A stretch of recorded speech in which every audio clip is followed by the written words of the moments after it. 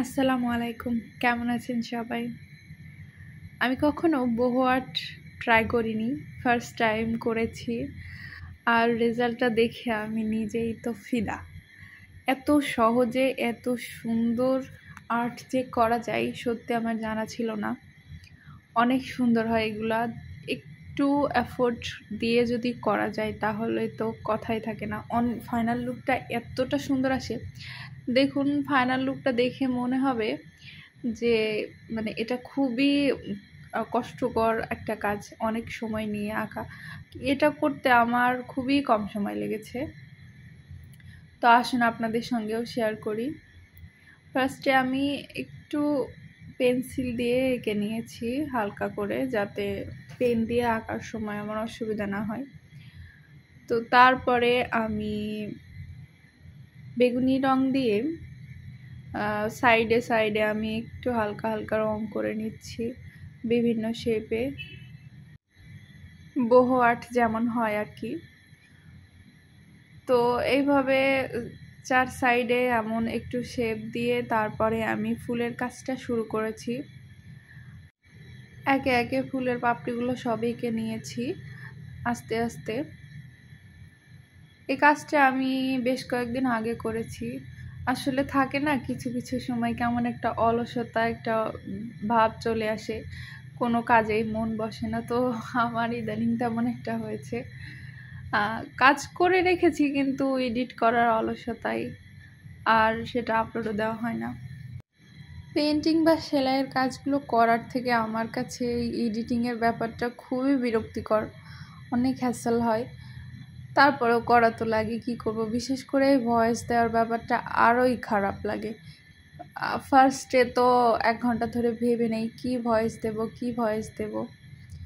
তারপরে যখন ভয়েস দিতে বসি তখন তো আর এক ঝামেলা। একটু কথাবার্তা উল্টাপাল্টা হয়ে গেলে আবার কাট করো, আবার নতুন করে শুরু করো। খুবই ঝামেলার একটা ব্যাপার। এর থেকে মনের আনন্দে আর্ট করা অনেক সহজ। ঘন্টার পর ঘন্টা বসে বসে রং তুলি নিয়ে আর্ট করলেও এতটা অস্বস্তি আসে না। এই এডিটিংয়ের বেলায় যে এতটা খারাপ লাগে, যে এতটা অস্বস্তি আসে। তো যাই হোক, ভিডিও আপনাদের সাথে শেয়ার করতে হলে তো এডিট করতেই হবে, ভয়েস দিতেই হবে। তো খারাপ লাগলেও আস্তে আস্তে সেটা ভালো লাগার পর্যায়ে চলে আসছে আর কি। যখন অভ্যস্ত হয়ে যাব খুব বেশি, তখন আর এত সমস্যা হবে না আশা করি। তো আমি ফুলের পাপড়িগুলো এঁকে নেওয়ার পর তার মাঝে আমি যে একটু শেড দিয়ে দিচ্ছি ভেতর দিক থেকে এবং বাইরের দিক থেকে, যাতে রিয়েলিস্টিক লুক আসে। তো এই কাজটা করে আমি সত্যিই অনেক স্যাটিসফাইড, কারণ ফাইনাল লুকটা এতটা সুন্দর আসবে আমি নিজে আশা করিনি। ফার্স্ট টাইম যেহেতু ট্রাই করেছি, আমি পেন্সিল স্কেচ করেছি আগে। এটাকে অনেকটা পেন স্কেচের মতোই বলা যায়, শুধু একটু রঙের কাজ আছে। তো ভালো লাগলো আর কি করে, নেক্সট টাইম আবার করব। আসলে লুকটাই মেন কথা, এফোর্ট কতটা লাগলো সেটা পরের কথা। যদি লুকটা সুন্দর আসে তাহলে কষ্ট করাই যায়। তো এই তো একের পর এক আমি পাপড়িগুলো সমস্ত এভাবে শেডিং করে নিয়েছি।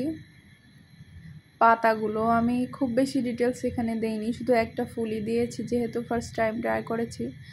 তো নেক্সটে আমি ট্রাই করব আরও বেশি কিছু অ্যাড করে আপনাদের সঙ্গে শেয়ার করার জন্য। তো আজকে এটাই দেখেন, অনেক শর্ট টাইমে করেছি, অনেক ইজি বলা যায়, ইজিলি করেছি। এবার পাতাগুলো সেমভাবে আমি শেডিং করে নেব। তো এই তো আমার কাজ অলমোস্ট শেষ। কেমন হয়েছে কমেন্ট করে অবশ্যই জানাবেন, আর সাথে থাকার জন্য অসংখ্য ধন্যবাদ। আসসালামু আলাইকুম।